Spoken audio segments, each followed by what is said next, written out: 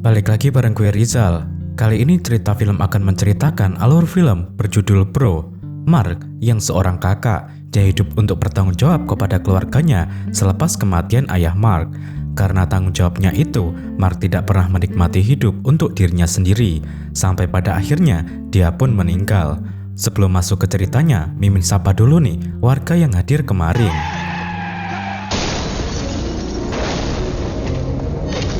Ada Muhammad Amar 279, Kristo Jasrin, Abdul Hamid DT 9VE, Dina Simamora 6936, Hengki Cogan 9615. Bagi warga yang ingin disapa selanjutnya, silahkan kasih komentar terbaik buat Miminnya. Inilah Mark yang berhadapan dengan malaikat pencabut nyawa diberi nama Titan. Mark protes kepadanya karena dia belum siap untuk dicabut nyawanya, karena dia memiliki tanggung jawab yang belum dilaksanakan untuk keluarganya. Dan cerita Mark pun dimulai.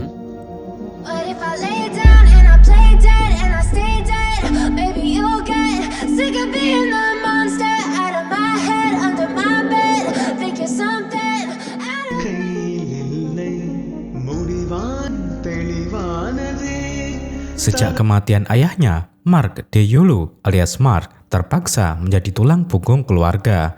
Jika anak-anak remaja seusianya menghabiskan waktu dengan bermain, Mark selaku anak sulung harus bekerja serabutan untuk menghidupi ibu dan ketiga adiknya. Mark selalu berpacu dengan waktu hingga menginjak usia dewasa. Dia telah sukses dan menjadi manajer perusahaan tekstil di kota Hyderabad. Mark pasti olahraga pagi untuk menjaga kesehatannya, karena kalau dia sakit, lalu siapa yang akan menjaga keluarganya? Semua kebutuhan keluarga, mulai dari urusan dapur hingga pendidikan adik-adiknya, masih ditanggung oleh Mark. Apapun masalah keluarganya, selalu diputuskan olehnya. Adik bungsu Mark, Gayatri, mendapatkan peluang kuliah S2 dari kampus Amerika melalui jalur undangan. Gayatri takut memberitahu Mark secara langsung, sehingga meminta bantuan kakak perempuannya, Vina. Mark justru marah-marah karena merasa kebutuhan anggota keluarganya tak kunjung ada habisnya. Entah mengapa, Mark selalu ketus dengan adik bungsunya itu. Tanggung jawab keluarga dan beban kerja membuat Mark jadi orang yang sangat sibuk. Dia tidak bisa menikmati hidup sejak remaja. Jangankan menyembah Tuhan, untuk menghabiskan sarapan saja, Mark tidak memiliki waktu. Mungkin karena sangat bertanggung jawab kepada keluarganya, Mark seperti sosok ayah di mata adik-adiknya. Bahkan ibunya juga melihat Mark seperti ayahnya dulu alias kakek Mark.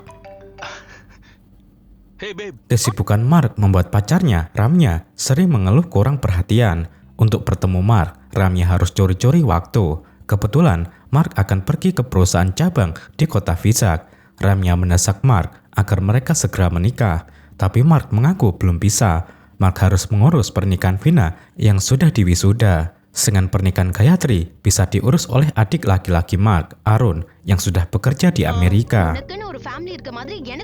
Mark dan Ramya baru saja mencoba beromantis ria. Arun menelpon untuk berkonsultasi. Arun mengaku ingin pindah kerja karena mendapatkan tawaran di perusahaan lain. Mark meminta Arun menolak tawaran itu. Arun diharuskan tetap menjaga loyalitas kepada perusahaannya. Mark tiba di kota Vizag dan menyelesaikan urusannya di sana. Setelah sore, Mark ingin langsung kembali ke Hyderabad, mengingat besok adalah hari ulang tahunnya. Anak buahnya, Brahman, belum memesan tiket pesawat karena mengira Mark akan menginap di Vizag. Mark jadi kesal. Brahman dipecat saat itu juga. Mark memilih pulang ke Hyderabad melalui jalur darat alias naik taksi. Di sepanjang jalan, Mark asik video call bersama keluarga dan pacarnya. Mark tidak mempedulikan saran sopir untuk mengenakan sabuk pengaman. Sebuah kabar gembira diumumkan Mark bahwa seminggu lagi dirinya akan dipromosikan menjadi GM perusahaan. Setelah menjadi GM, Mark akan menikahi Ramya dalam waktu 3 bulan. Informasi membahagiakan itu dalam sekejap berubah menjadi petaka.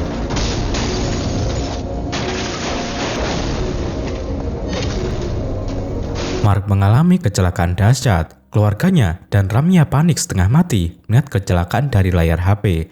Anehnya Mark terbangun di tempat yang gelap dan asing. Tidak lama seseorang muncul dalam kilatan petir dan guntur. Mark heran dengan tingkah anehnya. Hal yang membuat Mark heran, dirinya tidak mengalami luka sedikit pun. Padahal yang dia ingat, taksinya mengalami kecelakaan. Orang aneh itu kemudian menunjukkan video setelah Mark kecelakaan. Mark terperanjat kaget melihat dirinya telah meninggal. Orang yang ada di hadapannya saat ini ternyata bukan manusia.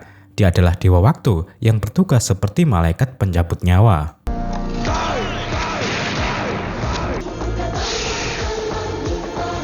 Mark seperti tidak percaya dirinya saat ini hanya roh yang telah meninggalkan alam dunia. Jika Mark meninggal, lalu bagaimana dengan nasib ibu dan adik-adiknya? Tanpa Mark, keluarganya pasti akan menderita dan berakhir di jalanan. Minggu depan, Mark juga akan diangkat menjadi GM perusahaan. Setelah itu, dirinya akan mempersiapkan pernikahan dengan Ramya. Jika Ramya tahu saya sudah mati, mungkin dia ingin mati juga, ucap Mark. Dewa waktu yang dipanggil dengan sebutan Bro hanya tersenyum dengan Mark.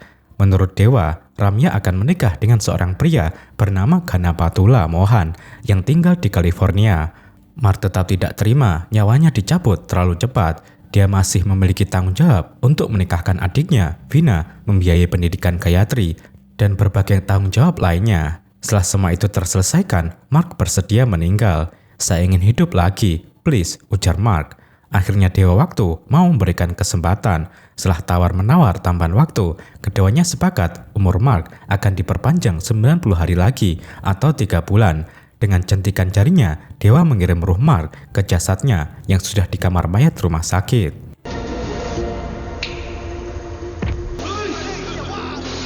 Bangkitnya Mark dari kematian membuat dokter dan petugas rumah sakit ketakutan. Mark meminjam HP dokter untuk mengabarkan keluarganya bahwa dia baik-baik saja.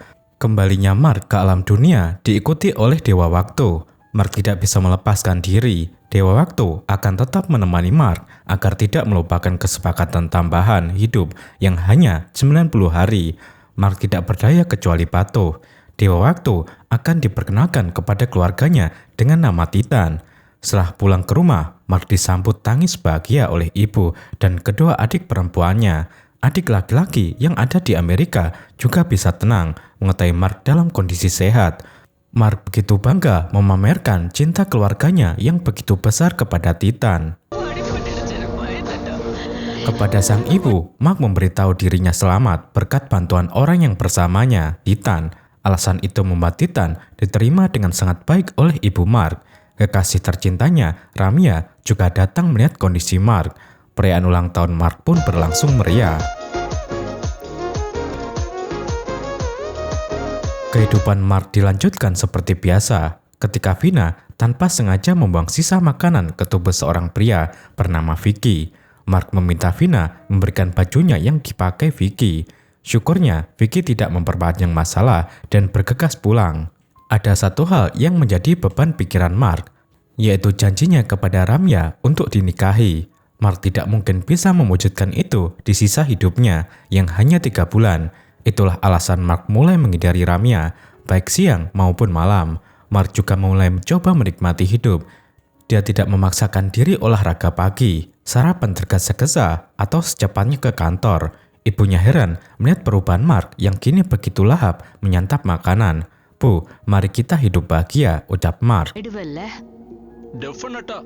Kejutan pertama untuk Mark datang dari perusahaannya.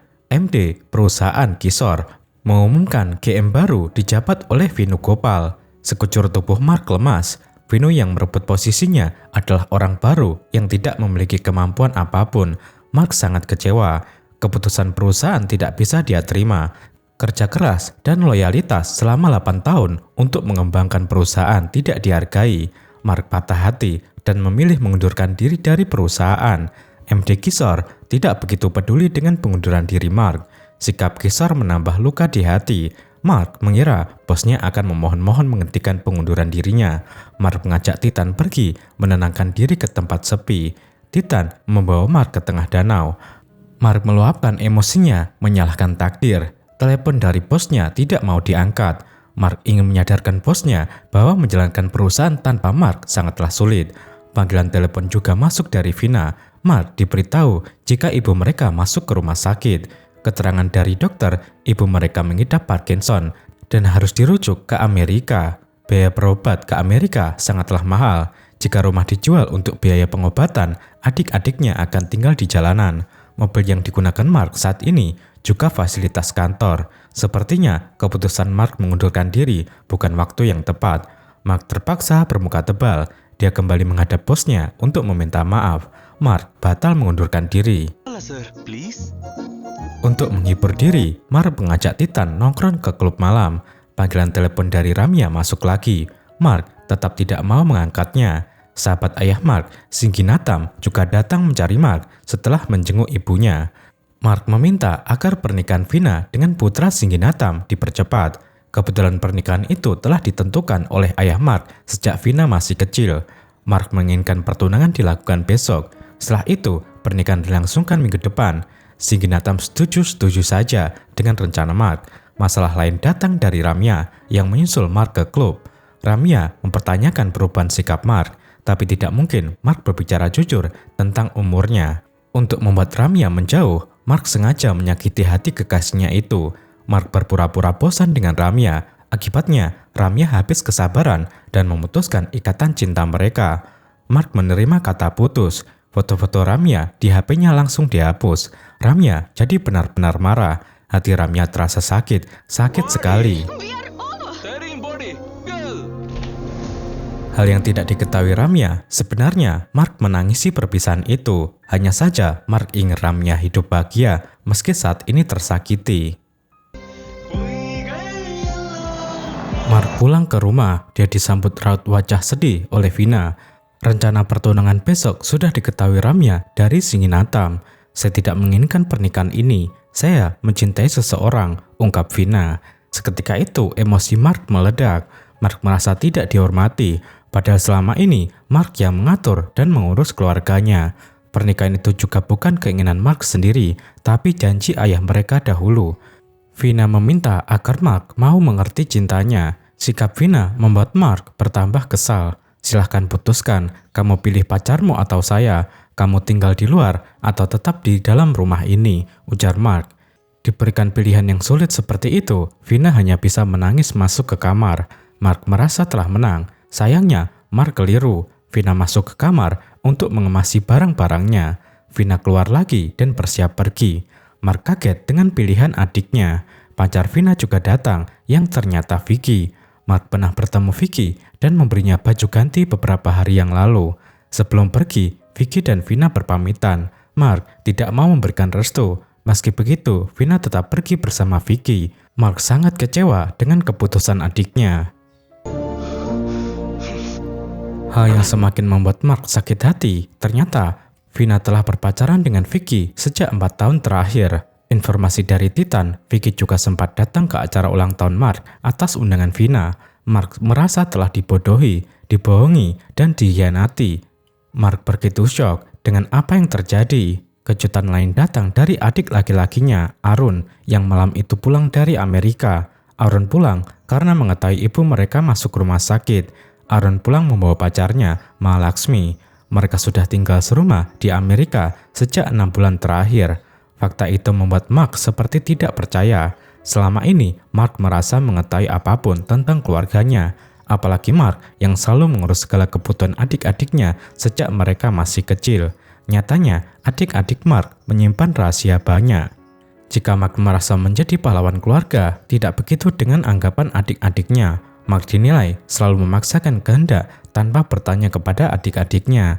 Sekarang beritahu saya, apakah saya harus tinggal di luar rumah atau di dalam rumah? Tanya Arun. Pertanyaan itu membuat Mark dilema. Baru beberapa menit yang lalu, Mark memberikan pertanyaan yang sama kepada Vina. Mark terpaksa membiarkan Arun tinggal di rumah bersama pacarnya. Semua yang terjadi membuat Mark merasa tidak ada artinya hidup lagi. Padahal Mark kembali dari kematian karena mengkhawatirkan nasib adik-adiknya. Ternyata adik-adiknya sama sekali tidak menganggap Mark penting. Besoknya, Singinatam datang bersama putranya untuk bertunangan dengan Vina. Mark bingung cara menghadapi Singinatam yang sudah dianggap seperti pamannya sendiri. Untung saja ada Titan yang bisa menghentikan waktu sehingga Mark bisa berpikir. Masalahnya, Mark benar-benar tidak berani bicara jujur jika Vina telah pergi bersama kekasihnya. Apalagi Mark sendiri yang meminta pertunangan dilakukan secepatnya. Titan terpaksa turun tangan memberitahu kebenaran tentang Vina. Untungnya, Singginathan tidak marah mengetahui Vina telah pergi dari rumah. Jika Vina menolak, Singginathan meminta Gayatri sebagai pengganti. Putranya yang cupu patuh-patuh saja apapun perkataan Singginathan. Kali ini Mark tidak berani langsung mengiyakan. Untungnya Gayatri keluar menampakkan diri. Gayatri menyerahkan pernikahannya kepada Mark. Jika Mark setuju, Gayatri pun juga setuju. "Kakak, saya akan melakukan apapun yang kamu katakan," ucap Gayatri menangis. Mark sangat terharu dengan kata-kata adiknya itu. Mark bangga memiliki adik seperti Gayatri. Titan jadi meledek Mark.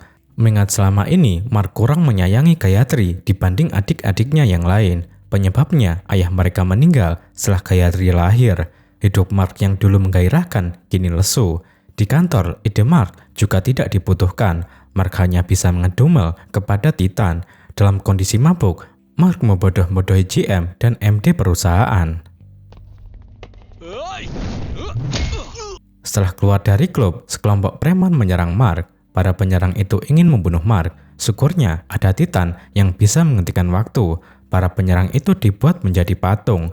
Titan membantu Mark mengalahkan lawannya.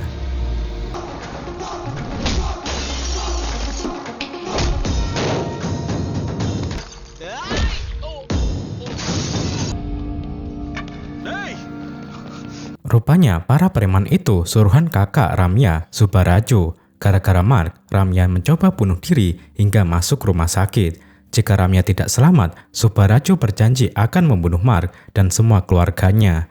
Suasana hati Mark semakin kacau balau. Tiba-tiba, Mark dipanggil atasannya. Omelan Mark di klub didengar oleh MD dan GM perusahaan. Untungnya, isi omelan Mark mengandung ide cemerlang. MD Kishore memuji Mark. Bukan hanya itu, Kishore juga memberitahu dirinya telah dipilih untuk menjadi ketua perusahaan, sedangkan jabatan MD yang dia tinggalkan akan diserahkan kepada Mark. Keputusan besar itu membuat Mark kaget bukan kepalang. Mark sama sekali tidak pernah mengincar posisi MD. Mark hanya berusaha mendapatkan posisi GM, tapi takdir membuatnya gagal menjadi GM. Syukurnya, Mark sangat beruntung sehingga ditunjuk sebagai MD yang lebih tinggi dari GM. Titan kesal dengan Mark yang menyalahkan takdir. Jika tidak mendapatkan yang kamu inginkan, kamu menyalahkan takdir. Tapi jika mendapatkannya, kamu anggap itu keberuntunganmu dan bakatmu. Manusia memang begitu. Semua manusia memang harus dibunuh, ujar Titan. Mark meminta maaf atas kehilafannya. Mereka kemudian menemui ibu Mark di rumah sakit untuk berbagi kabar bahagia itu. Pesan dari dokter, Mark harus menjaga pikiran ibunya. Jangan sampai pikiran ibunya terganggu atau stres. Tiba saatnya ibu Mark akan pulang ke rumah. Sebelum dirujuk ke Amerika, Mark mengingatkan Arun untuk merahasiakan tentang kepergian Vina. Arun juga diminta menyembunyikan pacarnya. Jika ibu mereka tahu, penyakitnya bisa bertambah parah. Setelah sang ibu sampai di rumah, keberadaan Vina dipertanyakan. Belum sempat Mark memberikan jawaban, ibunya menjawab sendiri. "Apa Vina pergi dengan Vicky?" ujar sang ibu.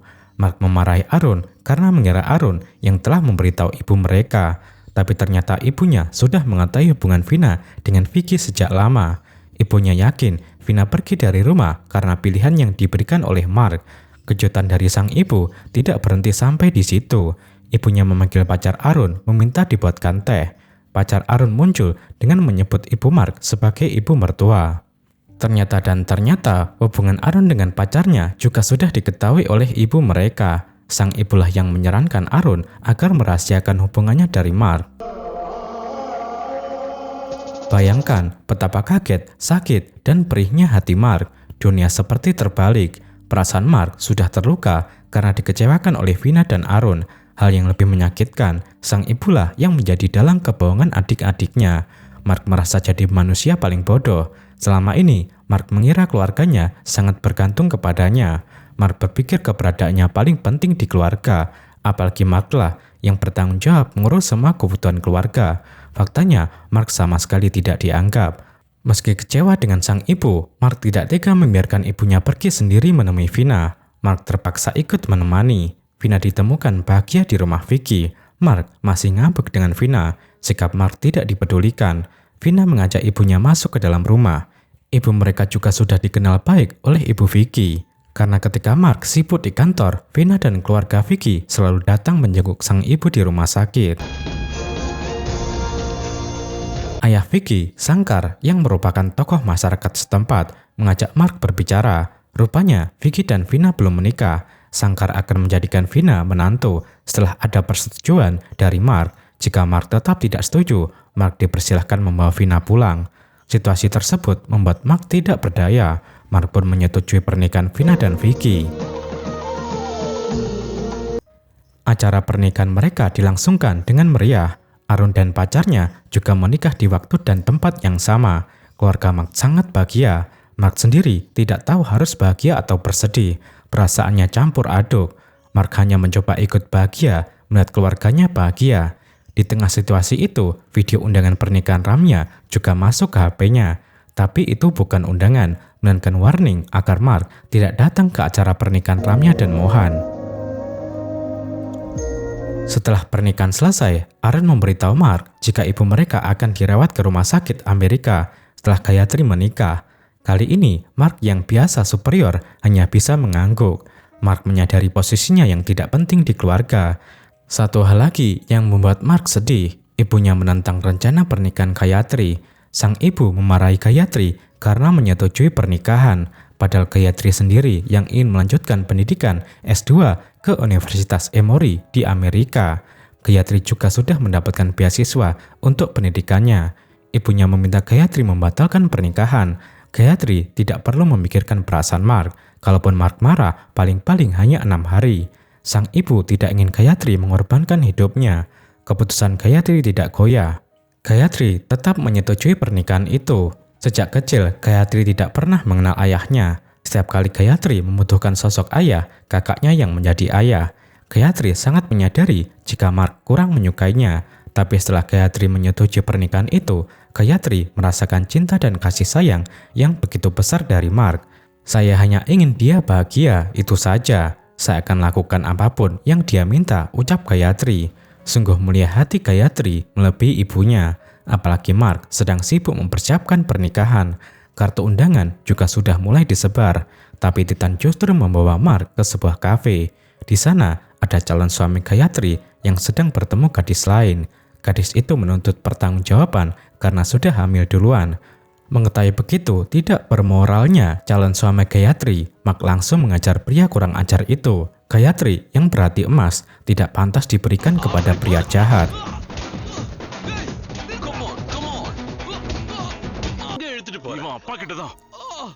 Setelah itu Titan pamit pergi. Titan meminta Mark memperbaiki semua kesalahan yang pernah dia lakukan. Jika sudah selesai, Mark bisa memanggil Titan lagi untuk dibawa pergi dari alam dunia. Choose wisely. Mark pergi menemui Gayatri di kampus. Di depan Gayatri, Mark membakar surat undangan pernikahan itu. Gayatri menangis bahagia atas keputusan kakaknya. Mimpi Gayatri untuk melanjutkan pendidikan ke Amerika akan terwujud. Gadis seperti Gayatri pantas mendapatkan segala macam kebahagiaan. Mark benar-benar memperbaiki kesalahan yang pernah dia lakukan. Karyawan yang pernah dipecat diangkat lagi. Suami Vina diakui sebagai adik iparnya. Mark juga mulai memasak untuk keluarga. Perubahan Mark membuat keluarganya terharu. Sang ibu jadi teringat betapa besarnya perjuangan dan pengorbanan Mark untuk keluarga. Sejak remaja, Mark telah menjadi tulang punggung keluarga, menggantikan sang ayah. Mark juga menyuapi Vina dan Arun seperti saat mereka masih kecil dulu. Vina masih ingat dirinya tidak pernah lapar meski tidak memiliki ayah. Itu karena kakaknya, Mark lah yang membesarkan adik-adiknya. Mark rela hanya minum air untuk melawan rasa lapar, asalkan adik-adiknya tetap bisa makan. Vina menangis meminta maaf karena sempat menyakiti kakaknya. Hal yang tidak diketahui oleh keluarga, jatah hidup Mark akan segera berakhir. Mark menikmati sisa hidupnya dengan senyuman. Kebahagiaan saat ini membuat Mark siap meninggalkan dunia dengan damai. Mark memanggil Bro alias Titan, padahal Mark masih memiliki waktu 8 hari lagi. Tapi Mark sudah tidak ingin hidup di dunia yang penuh dengan sandiwara. Titan senang melihat Mark yang siap mati. Titan memberitahu apa yang akan terjadi andaikan Mark menerima kematiannya sejak awal. Semuanya akan persis seperti saat ini.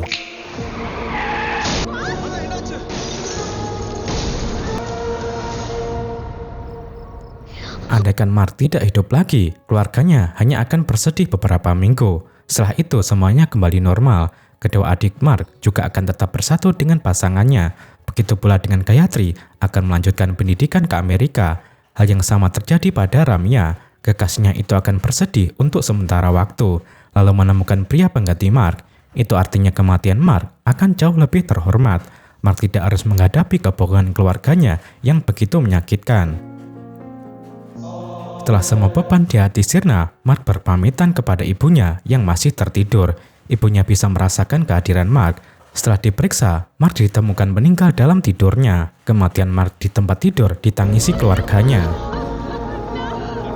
Sementara Mark, ruhnya telah dibawa oleh Titan. Semasa hidupnya, Mark pernah menyumbangkan organ tubuhnya. Itulah kebaikan besar yang dilakukan Mark. Sebagai ganjarannya telah menolong sesama, Mark diantar masuk surga.